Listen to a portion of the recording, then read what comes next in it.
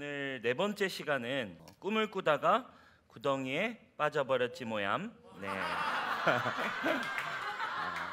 꿈을 꾸다가 구덩이에 빠져버렸어요, 여러분.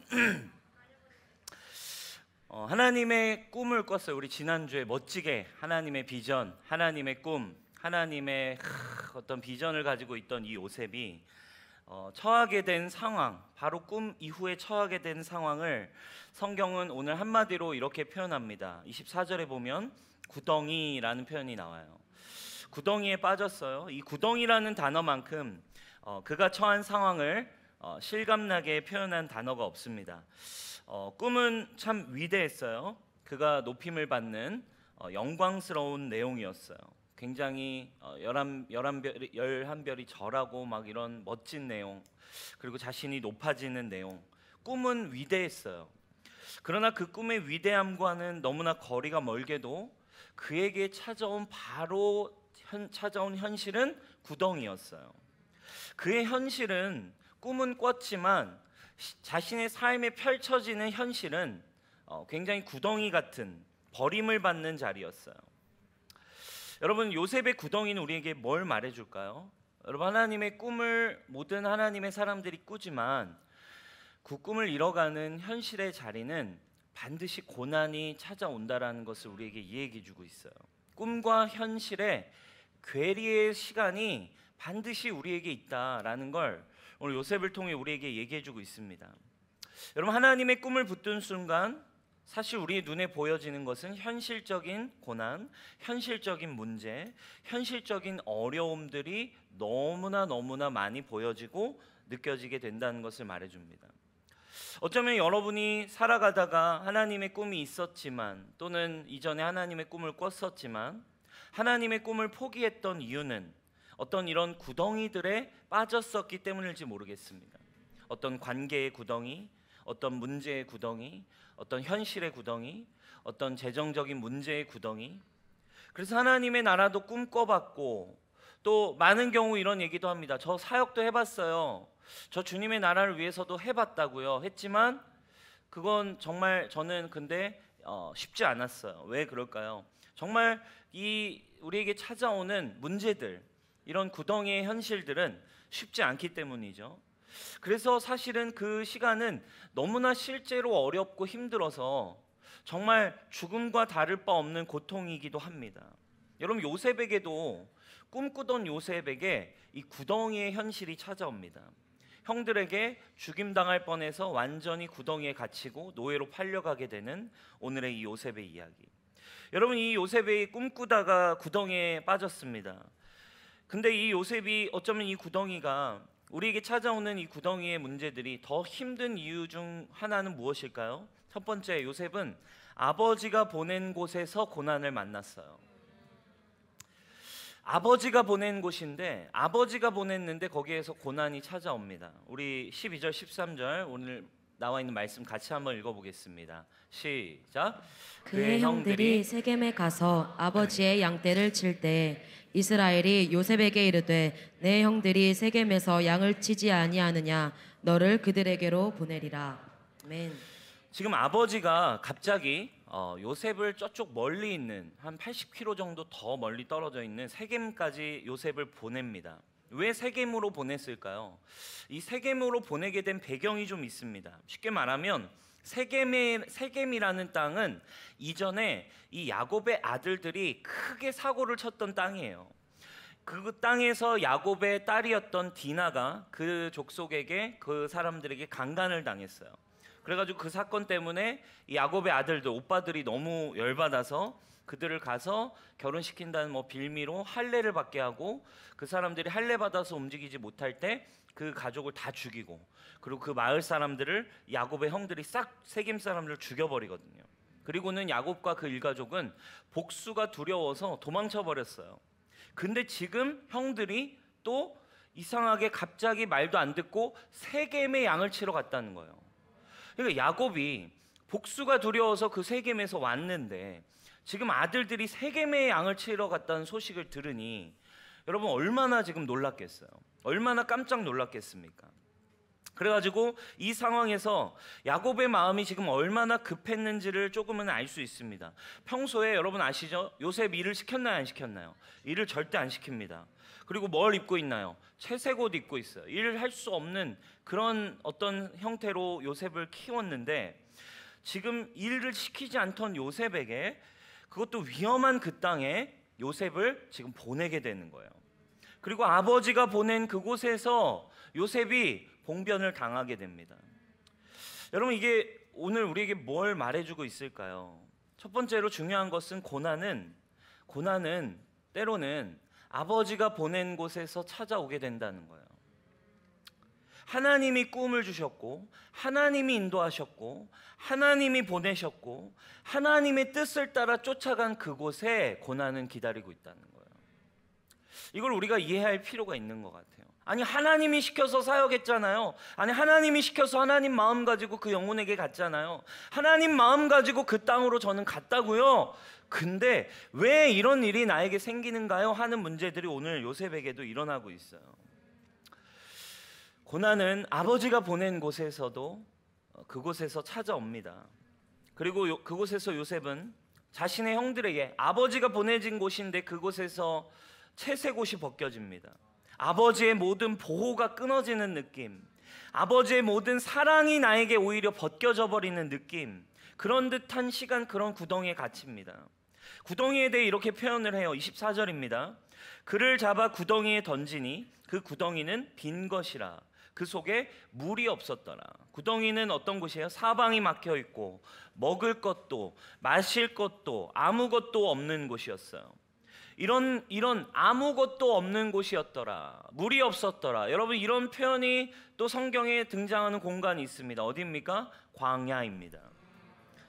하나님께서는 이후에 이스라엘 백성을 마치 이런 구덩이와 같은 곳으로 보냅니다. 혼자니까 구덩이였지만 민족을 구덩이에 그냥 집어넣으세요. 어디입니까? 넓은 광야로 보내세요. 물도 없고 먹을 것도 없고 그냥 정말 아무것도 없는 뜨거운 광야였어요. 여러분, 하나님이 이스라엘 백성을 구원해 놓고 구덩이, 광야로 또 보내셨다니까요. 여러분, 기억하셔야 합니다. 아버지가 보낸 곳에 당연히 고난이 찾아올 수 있다는 거예요. 아버지가 허락한 그곳에 고난이 시작될 수 있다, 이 말입니다. 꿈이 있기 때문에 그 고난이 따라오기 마련입니다. 하나님이 주신 믿음으로 부어진 꿈이기 때문에 그 믿음은 확인되어지기 위해 어쩌면 하나님이 테스트하십니다. 꿈이 있는 곳에 고난이 따라와요. 여러분, 이때 여러분은 어떤 대답을 하시겠습니까? 이스라엘 백성들에게 모세를 통해서 하나님이 꿈을 주세요. 우리가 선택받았대. 우리는 지금 노예인데? 아니야, 우리는 선택받은 민족이잖아. 우리의 조상으로부터. 그리고 모세가 와서 그 일을 하기 시작하죠. 너희를 제사장 나라로 하나님 선택해서 가나안 약속의 땅에 우리는 다시 들어갈 거다. 뭐라고요? 우린 지금 노예인데요. 노예 취급이, 노예 지금 수준이 됐는데 그 새로운 땅을 우리가 공짜로 얻게 된다고요? 에이, 설마, 지금 이 강력한 애굽이 있는데. 근데 모세를 통해 진짜 하나님의 꿈이, 하나님의 비전이 막 돌파가 일어나기 시작하잖아요. 애굽에 10가지 재앙이 내려지고 홍해를 막 그냥 하나님 그냥 딱 갈라버리시잖아요. 얼마나 놀라운 하나님의 구원입니까, 여러분? 하나님의 구원과 하나님의 살아계심, 그리고 이제는 하나님이 주신 비전이 실제인 것 같아요. 우리 민족이 정말 제사장 나라가 되겠구나, 우리가 그 땅을 얻을 수 있겠구나. 근데 이 꿈과 이 비전에 부풀어서 이제 주님의 나라를 향해, 이야, 홍해도 건넜다 하면서 나온 백성들이 어디로 갔는가요? 하나님은 구덩이 같은 광야로 보내신다는 거예요. 그리고 광야, 자 보세요. 우와, 막 꿈에 부풀고 막 잔치가 일어났어요. 3일 전까지 그 홍해 나오면 14장 홍해 지나고 15장 보면 미리암의 노래가 나옵니다. 그래서 막 미친 듯한 홍해 나온 뒤에 이들이요, 쉽게 얘기하면 막 찬양 집회 컨퍼런스가 시작된 거예요. 미리암이 소고를 들고 예배 인도를 막 하는 거죠. 막 할렐루야, 막 나는 여호와를 찬송하라, 그의 높고 영화로우심이, 막 이러면서 그 말과 말탄 자를 바다에 던지셨음이로다, 막 15장에 나옵니다. 예배 인도하고 사람들이 구원의 감격, 와, 막 진짜 하나님, 이야, 비전의 하나님, 돌파의 하나님, 승리의 하나님, 적군들을 그냥 다 수장시켜버린 우리의 멋진 하나님, 이렇게 예배를 딱 하고 하나님이 갑자기 광야로 보내셨어요. 근데 광야로 보낸 지 며칠 만에 그들이 무너졌나요? 3일 만에 무너져 버렸어요. 여러분 보통 3일이잖아요, 그죠? 컨퍼런스 딱 갔다 오고 우와 주님 막 컨퍼런스 수련회 딱 갔다 온 뒤에 하나님이 보내시는 현실과 광야 앞에 3일 만에 이스라엘 백성도 무너졌다는 거예요. 그 무너지는 게 어쩔 수 없는 거예요, 여러분, 그죠? 그들이 3일 만에 하나님을 원망하고 불평해요. 여러분 좀 너무하다는 생각이 안 들어요? 그죠? 홍해가 갈라지는 걸 눈앞에 봤어요. 그리고 그 평생 노예로 살 것 같았던 그 애굽의 그 강력한 대강국이 자기들이 노예 생활하면서 모든 나라가 애굽 앞에 무릎 꿇는 걸 봤는데 그 애굽이 하나님의 주권 앞에 완전히 굴복되는 모습을 이들이 봤다니까요. 근데 3일 만에 어떻게 이렇게 돌아서냐고. 너무한가 싶지만 여러분 사실은 우리가 그 상황으로 간다면 우리는 조금 이해가 되죠. 그죠? 여러분 어떻게 이해할 수 있을까요? 오늘 같은 날 이해하기 딱 좋습니다. 그죠? 오늘 같은 여름날. 그죠? 이런 때면 이스라엘 백성들이 공감이 됩니다, 여러분. 만약에 여러분 오늘 여러분들이 꿈을 꿨어요. 오늘 이 예배를 듣고, 그죠? 막 꿈이 다시 꿔지고 하나님, 주님 저를 통해 하나님의 나라를, 저를 통해 저희 가정이, 저희 삶이 새로워질 것입니다 하고 선포했는데 갑자기 하나님이 여러분을 홍대 한복판에 시래기들이 가득 찬 곳에 3시간 동안 여러분을 세워 있게 한다고 생각해 보세요. 아니면 만약에 바꿔서 오늘 여러분들이 주님의 꿈을 쫓아 이렇게 멋지게 예배하러 왔는데 이렇게 더운 날 에어컨이 고장났네. 이렇게 쾌적한 이 온도가 아니라 에어컨이 고장나서 여러분 얘기한다고 해요. 제가 앞에서 꿈을 꾸십시오 하면 막 무슨 꿈이야 이러면서 지금 꿈꾸게 생겼어? 막 교회는 왜 이래? 뭐야 이게 지금 예배하러 와가지고 이것도 점검도 안 해놓고 뭐 한 거야? 왜 이런 일이 생겨? 여러분 예배하러 와서도 혹시 그런 생각 들지 않겠어요? 여러분 이스라엘 백성을 무시하면 안 돼요. 아무리 홍해를 봤어도 그 광야, 그 40도가 넘는 아무것도 없는 곳에 하나님이 날 보내셨다. 근데 거기 아무것도 없고 물도 마실 수 없으니 그들의 마음이 힘들어지는 거예요. 여러분 광야는 광야예요. 구덩이는 진짜 구덩이에요, 여러분. 이게 오늘 요셉의 이야기는 관념적 이야기가 아닌 거죠. 하나님의 꿈을 가지고 시작하지만 우리에게 찾아오는 광야는 실제 광야 같아요. 죽음의 순간은 진짜 죽음과 같아요. 십자가에서 말하는 내가 죽고 그리스도와 연합하여 내가 그리스도 안에 산다라는 고백은 개념 원리가 아니에요. 내가 죽어지는 과정, 광야에서, 구덩이에서, 그 시간에서 내가 부딪혀서 깨어지는 시간은 정말 구덩이 같아요. 정말 힘든 시간이고 괴로워요. 왜? 그 구덩이는 우리의 자아가 부딪혀 나오고 우리의 육신의 감각이 부딪히는 곳이라 그래요. 그래서 저도 늘 얘기하는 거예요. 저희 팀에게, 저희 제자에게. 앞에서 목사님 막 좋게 하지만 진짜 힘든 시험이 찾아오는 순간에도 정말 기뻐할 수 있겠는가? 응? 정말 이 교회를 신뢰할 수 있겠는가? 물어보죠. 근데 그런 시험의 순간들, 육신이 다가오는 순간들, 내가 생각한 기준과 다른 문제들로 인도함을 딱 받게 될 때, 상황이 펼쳐질 때, 사고가 터질 때, 어려움이 날 때, 나의 자아가 막 탕탕탕 건드려질 때, 꿈은 위대했지만 구덩이 앞에, 그 광야 앞에, 현실의 문제 앞에, 내 아픔 앞에 우린 다 무너지고 말아요.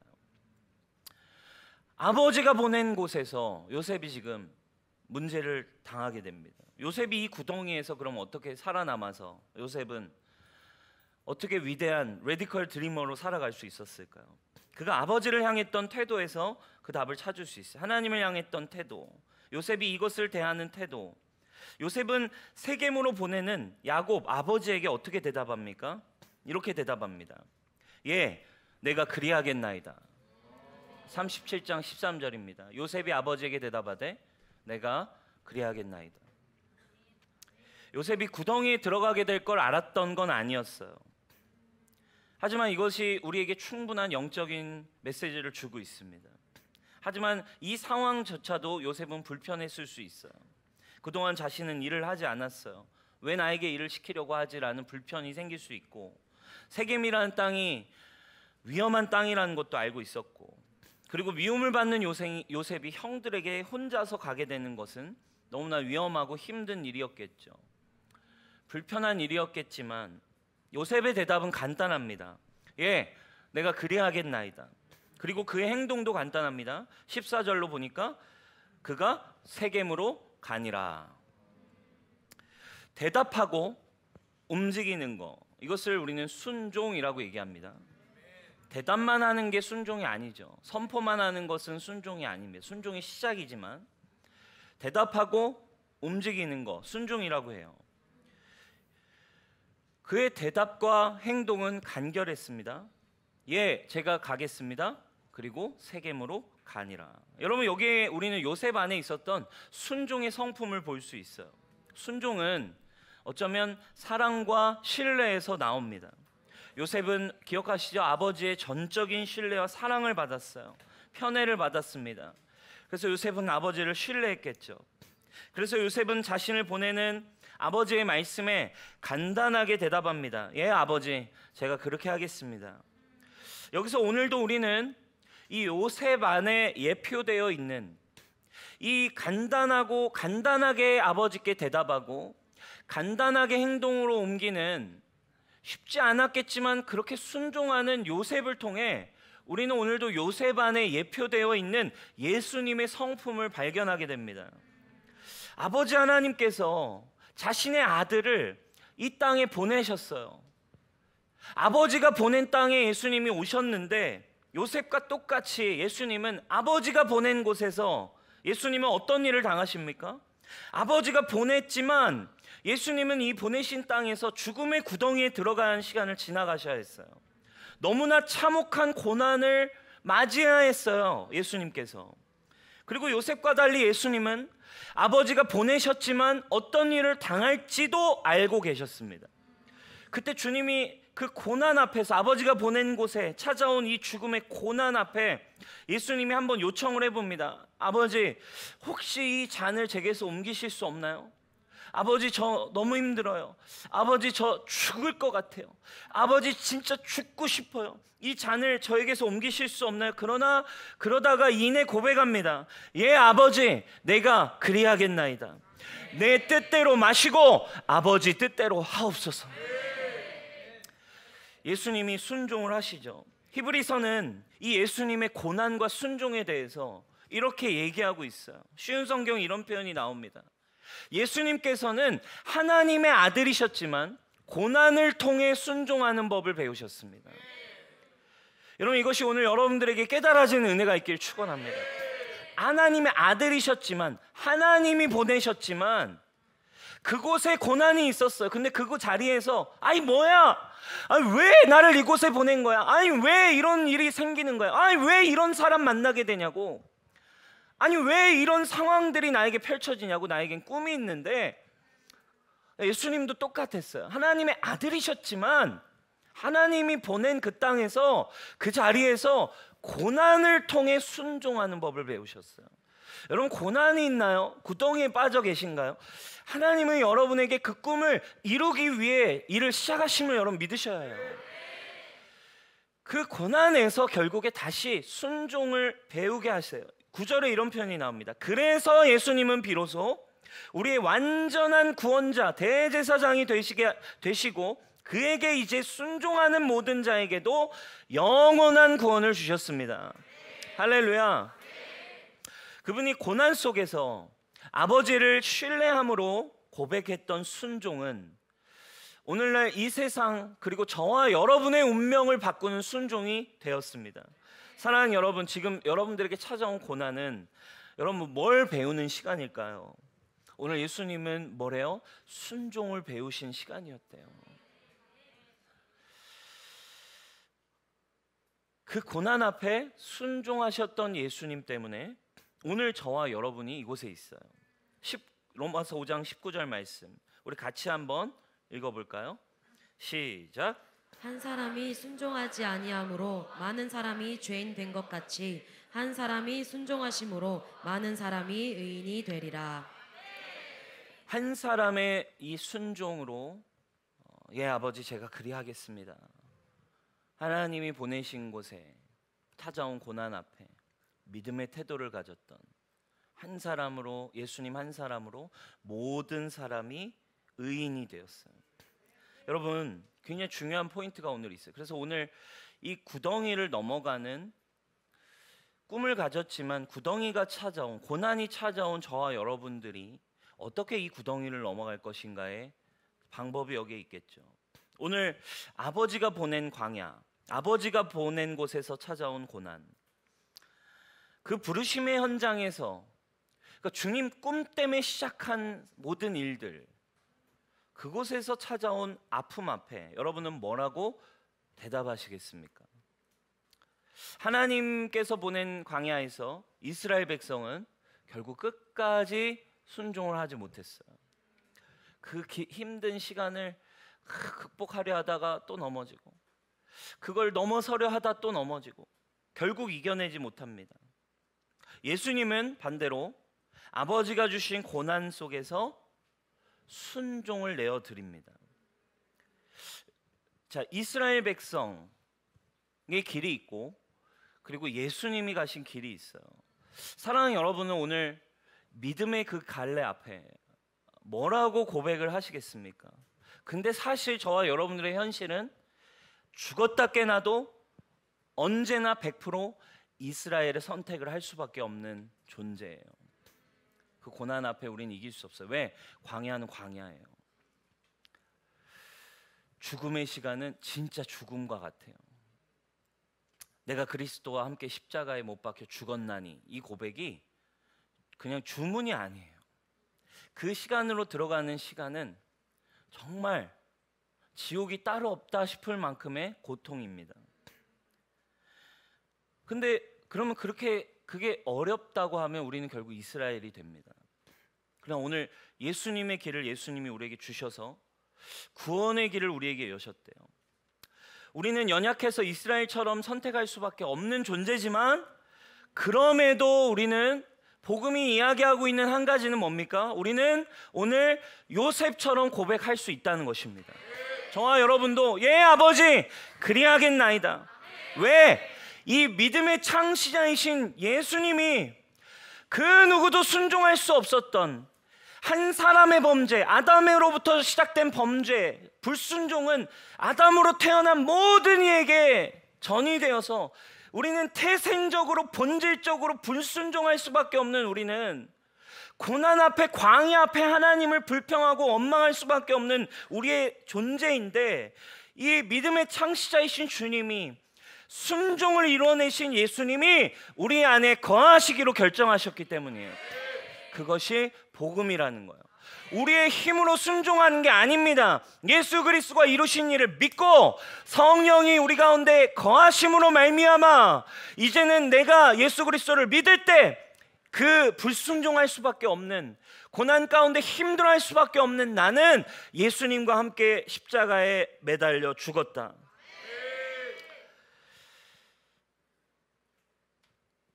우리는 순종이 안 돼요. 꿈꾸다가 고난을 당하게 된 이유는 간단해요. 그 꿈을 내가 이룰 수 없어서 그래요. 내 힘으로 불가능하고 내 안에 주님이 주신 믿음만으로만 돼서 그래요. 우리의 생각, 우리의 육신의 노력으로 어떤 하나님의 것이 이루어지지 않죠. 여러분 신앙생활 힘들죠, 그죠? 안 느껴지는데요, 잘 모르겠는데요. 그렇게 굳이 가고 싶지 않은데 왜요? 이게 힘들기 때문에 그래요. 그러나 여러분 어떤 나의 힘을 들이기보다 여러분 우리가 이 시즌 가운데 우리의 예배 가운데 예수님이 행하신 일을 여러분이 분명히 아시고 예수님이 여러분 안에 거하심을 여러분 믿는 믿음 안에서 여러분 이 믿음이 여러분들에게 풀어지기를 축복합니다. 고난을 통해 여러분 배워가는 것이 순종이래요. 그곳에서 내가 보는 것은 뭐예요? 내가 정말 그리스도와 함께 죽었습니다. 그곳에서 정말 내가 십자가에 매달려 죽었습니다. 그리고 내 안에 사시는 분이 예수님이십니다를 여러분들의 그 치열한 현장에서 날마다 믿음으로 넘어설 수 있기를 주님의 이름으로 축복합니다. 예, 내가 그리하겠나이다. 당신의 뜻을 신뢰합니다. 당신의 사랑이 나의 모든 두려움보다 크십니다. 이렇게 고백하는 거예요. 이 고난에서 결국 요셉이 여러분 어떻게 됐을까요? 37장 36절에 보면 이런 표현이 나옵니다. 그 미디안 사람들은 그를 애굽에서 바로의 신하 친위 대장 보디발에게 팔았더라. 여러분 요셉이 결국 어떻게 되는 줄 아세요? 구덩이에 빠진 그 순간에도 오늘 우리가 붙들어야 되는 한 가지가 있어요. 무엇입니까? 세 번째, 하나님이 주께서 지금도 일하고 계시다라는 거. 하나님이 함께 하시지 않으면 우리는 운명이라는 표현을 씁니다. 근데 이제 하나님과 함께 하심을 믿는 사람들은 운명이라는 표현을 쓰지 않고 섭리라는 단어를 씁니다. 놀랍게도 요셉이 그 상황에 구덩이에 빠지고 때마침 미디안 상인이 와서 팔려간 곳이 또 애굽 사람들 중에서도 시위대장의 집.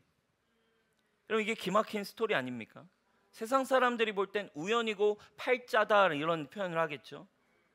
행운이다 이런 표현을 하겠죠. 그러나 우리는 이것을 하나님의 섭리라고 말해요. 섭리라는 말은 미리 본다는 뜻이에요. 미리 알고 있다는 뜻입니다. 다 알고 이미 알고 보내기도 했고 준비하기도 했고 인도하기도 했다라는 거예요. 오늘 요셉에게 일어났던 여러 가지 사건이 있어요. 왜 형들이 요셉을 죽이려 했는데 죽이지 않고 웅덩이에 넣었을까? 죽이려 했는데 맏형이 때마침 르우벤이 호소했을 때, 죽이지 말자 호소했을 때 그들이 죽이지 않기로 했다. 두 번째, 형들이 그 르우벤이 나중에 꺼내서 살리려고 했는데 그 요량으로 죽이지 말고 구덩이에 넣자 했는데 르우벤은 자기의 생각에는 요셉을 내가 꺼내려고 했어요. 근데 또 이상하게 미디안 상인이 때마침 또 지나갑니다. 근데 미디안 상인이 또 때마침 지나갈 때 갑자기 또 유다는 그러면 요셉을 쟤네들한테 팔아버리자 하고 은 20냥에 요셉을 왜 팔았을까요? 네 번째, 종으로 팔려간 요셉이 하필 시위대장 보디발 집에 가게 됐을까요? 여러분 우리가 여기서 배워야 될 결론이 있습니다. 잠언 16장 9절 말씀 같이 한번 읽을까요? 시작. 사람이 마음으로 자기의 길을 계획할지라도 그의 걸음을 인도하시는 이는 여호와시니라. 아멘. 그의 걸음을 인도하시는 분 하나님이심을 여러분 믿으시기 바랍니다. 모든 의미를 99% 해석하기 어려운 고난이 요셉에게 왔지만 하나님의 손길이 요셉에게 그때마다 정확하게 미치고 있었어요. 이것이 바로 하나님의 섭리입니다. 여러분 알 수 없는 고난이 나를 집어삼킬 때 해석할 수 없는 고난 속에 나타나는 하나님의 손길들, 그 하나님의 섭리를 여러분 볼 수 있는 눈이 있기를 축복해요. 알 수 없는 고난은 너무 크게 보입니다. 하나님의 움직임은 정말 없는 것 같고 작은 것처럼만 보여요. 그럼에도 여러분 해석하기 어려운 그 고난 속에 하나님은 일하고 계시다라는 믿음이 여러분에게 있길 축복합니다.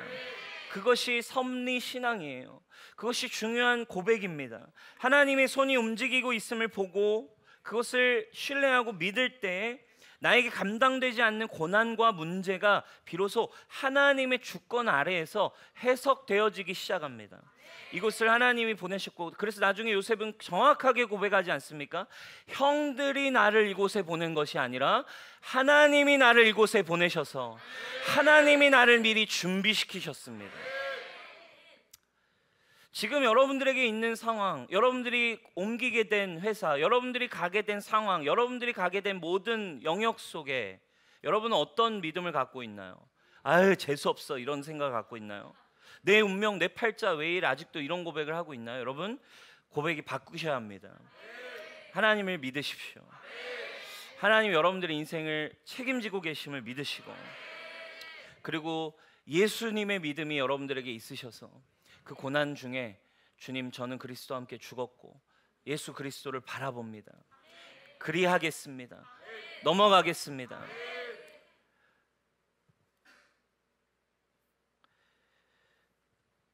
우리의 수많은 고난 중에 이제 그 고난이 아니라 하나님이 나를 어떻게 인도하실지, 하나님의 섭리를 믿음으로 고백하는 여러분 되시기를 주님의 이름으로 축복합니다.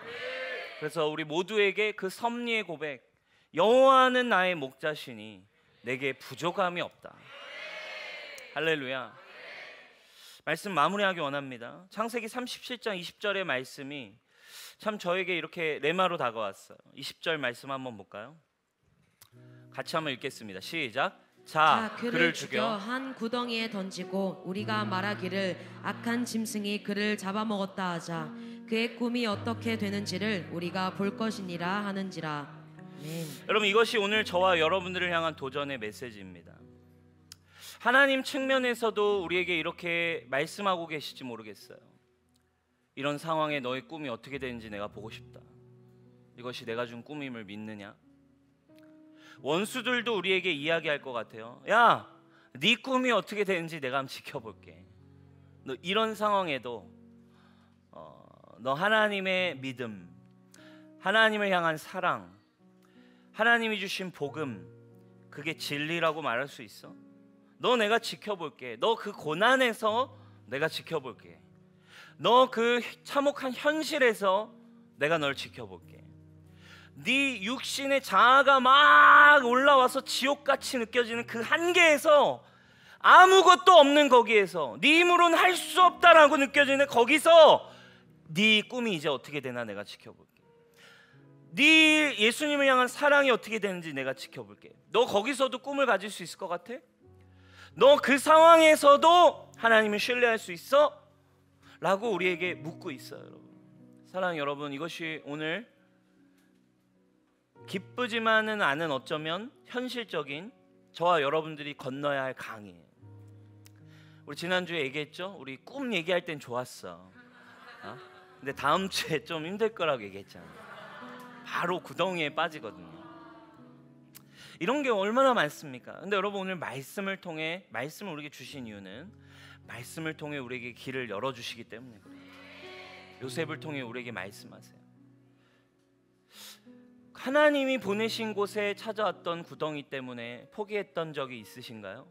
괜찮습니다. 여러분, 오늘 말씀을 통해 하나님이 여러분들에게 새 힘을 주기 원하세요. 여러분, 저희에게도 개척 초기 2017년에 저희가 개척을 했잖아요.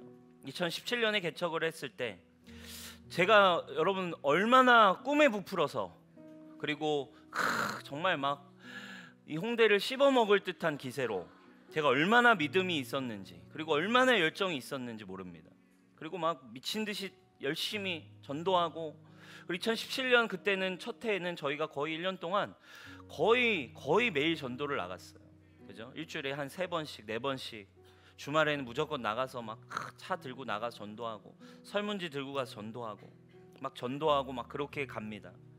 그리고 정신없이 사역하다가 늘 막 이렇게 우리 팀들과 교회를 세워가고, 교회를 꿈을 꾸며 세워갈 때, 이제 2017년 저희가 3월부터 이제 좀 모임을 시작하게 됐고, 이제 2017년 6월이 됐어요. 그리고 정신없이 달려가다가 6월 28일이 저의 결혼기념일이거든요. 근데 그 첫 번째 개척하고 맞이한 첫 번째 결혼기념일에 제가 열심히 달려가다가 우리 아내가 임신한 소식을 그날 듣게 돼요. 그래가지고 결혼기념 막 주님의 나라를 위해서 열심히 사역을 했어요. 막 정신없이 갔는데 결혼기념일도 막 못 챙기고, 우리 사모는 저에게 그냥 뭐 선물, 결혼기념일 우리 챙기지 말고 그냥 티 한 장만 선물해 주면 된다고 뭐 이렇게 하고 그냥 조용히 넘어가죠. 근데 그 결혼기념일에 임신 소식이 듣게 된 거예요. 임신 테스트키를 2번 해봤는데 다 2줄이 나온 거죠. 여러분, 얼마나 감사해요, 그죠? 정신없이 막 열심히 달리는데 6월 28일에 결혼기념일에 하나님께 받은 선물. 야, 진짜 하나님은 하나님의 나라를 추구하는 사람을 정말 사랑하시고 주님이 길을 열어주시고 주님이 축복을 주시는구나. 얼마나 감사했는지. 그래서 산부인과에 바로 가가지고 검사를 했더니 이미 벌써 몇 주가 된 상태였어요. 야, 정말 하나님은 축복의 하나님.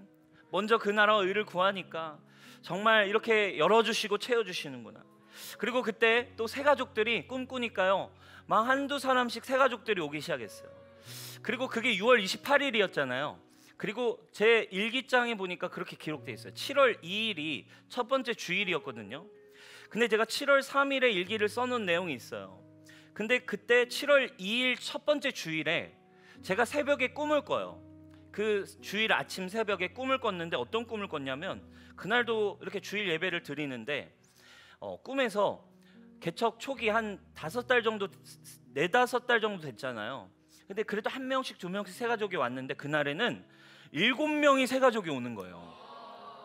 꿈에서 개척교회 여러분 7명이 어떻게 와요? 그리고 꿈이 막 너무 생생한데, 근데 그날 설교 주제가 사도행전을 하고 있었거든요.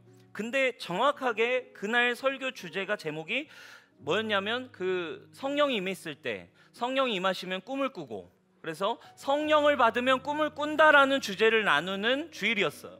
근데 제가 아침에 꿈을 꿨잖아요. 7명이 오는 꿈을 꿨잖아요. 와, 꿈꾸는 것이 이루어진다를 설교해야 되는데, 근데 제가 믿음이 없어가지고요, 아침에 리더 모임이 있는데 이걸 말할까 말까 하다가 꿈에 대한 설교를 해야 되는데 이 꿈 얘기를 했다가 꿈꾸는 거 이루어진다 했는데 꿈 얘기 괜히 했다가 좀 그래가지고 리더 모임 때 제가 얘기를 안 했어요. 얘기를 안 하고 설교를 했는데, 설교를 하려고 주일 예배를 시작했는데 제가 뒤에서 이렇게 주일 예배 이렇게 드리고 있는데 진짜 시작할 때 1명, 2명, 새가족이 오는 거예요. 그러더니 찬양 끝날 때쯤 되니까 5명이 오는 거예요, 그날에. 그러더니 설교할 때까지 2명이 더 왔어요. 그리고 1명은 나갔어요. 근데 어쨌든 1명이 나가서 6명이 됐지만 정확하게 여기에 교회에 그날 7명의 새가족이 온 거예요. 와, 꿈꾸니까 하나님이 진짜 주신다. 그게 7월 2일이에요. 그리고 이제 7월 2일 첫 주, 그 다음 7월 둘째 주가 됩니다. 정확히 그 꿈 설교를 한 뒤 3일부터가 2주차잖아요. 그 7월 둘째 주에 일기에 이렇게 쓰여 있어요. 정확히 꿈을 설교하고 난 뒤, 꿈꾼 뒤에 일어난 일입니다. 어머니에게 전화가 왔어요. 굉장히 떨리고 힘이 빠진 목소리였어요. 비나, 아버지가 위암이 재발되셨대. 그래서 지금 이제 수술을 다시 해야 된다고 한다. 저 아버지가 위암 수술을 2번이나 했거든요. 근데 지금 이제 60대가 넘으시고 이제 칠순을 바라보시는데 위암이 재발했다니까 위험한 거죠. 너무 이제 속상하잖아요. 너무 힘든 거예요. 너무 걱정이 되고 아버지를 혹시라도 잃을까라는 생각을 하게 되는 거죠.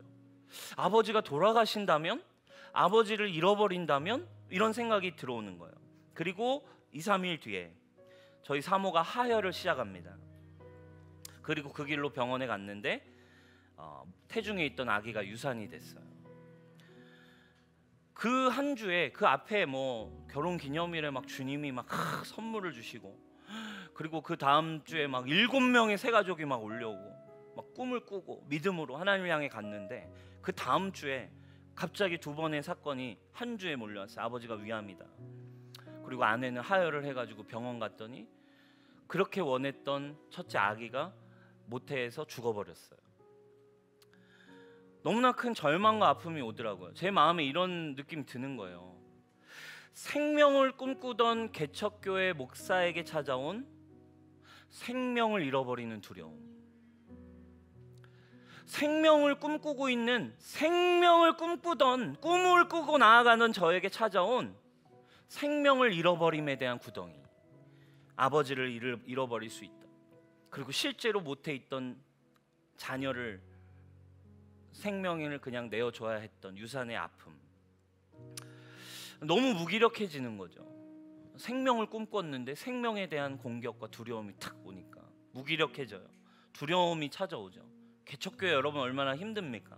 자신이 없어지고, 리더가 지쳐버리고 리더가 무기력해지면 뭐 끝나는 거거든요. 자신이 없어지고 힘들었어요. 그리고 기도를 이제 할 게 없잖아요. 그래서 기도를 시작했습니다. 기도를 시작하고 주님, 이 순간에 믿음을 잃지 않게 해주십시오. 그리고 이 순간에 하나님이 나의 인생을 계획하고 계시고 하나님이 나의 인생을 이끌고 계심을 주님 믿게 해주십시오. 제가 이거 예전에도 나눈 적이 있어요. 그때 하나님이 말씀을 주셨어요. 히브리서의 말씀입니다.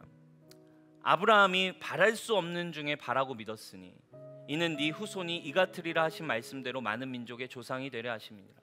그가 100세나 되어 자기 몸이 죽은 것 같고 사라의 태가 죽은 것 같음을 알고도 믿음이 약하여지지 아니하고 믿음이 없어 하나님의 약속을 의심하지 않고 믿음으로 견고하여져서 하나님께 영광을 돌리며 약속하신 그것을 또한 능히 이루실 줄을 확신하였으니 19, 20, 21절의 말씀이 하나님 저에게 주시기 시작했어요. 믿음이 약하여지지 아니하고 믿음이 약하여지지 아니하고 믿음이 없어서 하나님의 약속을 의심하지 않고 믿음으로 견고하여져서 하나님께 영광을 돌리자. 하나님은 신실하십니다. 하나님 우리 아버지를 치유하실 것입니다. 하나님 우리 모태의 아기가 주님 가져가셨지만 이것도 하나님의 뜻임을 신뢰합니다. 하나님 더 놀라운 생명의 애통함을 저에게 주시기 위해 주신 줄 믿습니다. 주님 생명을 주시겠다 하신 꿈은 주님 흐트러지지 않을 것입니다. 그리고 그 믿음을 주님께 드렸어요. 사랑하는 여러분, 꿈을 가지고 가면 구덩이로 인도하실 때가 있습니다. 꿈을 꾸면 바로 하나님이 고난을 주실 때가 있어요. 내 힘으로 할 수 없다라고 느껴지는 상황이 옵니다. 심지어 아버지가 인도하신 곳에서 아픔을 당할 수도 있습니다. 그러나 그것이 성장의 길임을 믿으시고 순종을 배우는 자리임을 믿으시고 예수님을 추구하시길 바래요. 넘어가시기를 바래요. 예수님이 내 안에 사신다라고 고백할 수 있는 수준까지 들어가길 바래요. 진정한 예수님의 제자의 길을 가시기를 바래요. 눈에 좋아 보이면 괜찮고 눈에 안 좋아 보이면 안 괜찮은 수준의 교회가 아니라 보이지 않는 것을 이미 있는 것으로 믿을 수 있는 내 예상과는 완전히 다르게 현실이 비추어져도 괜찮다, 믿음으로 달려간다라고 고백할 수 있는 여러분 되시기를 축복합니다. 우리 자리에 일어나 함께 주님을 찬양합시다.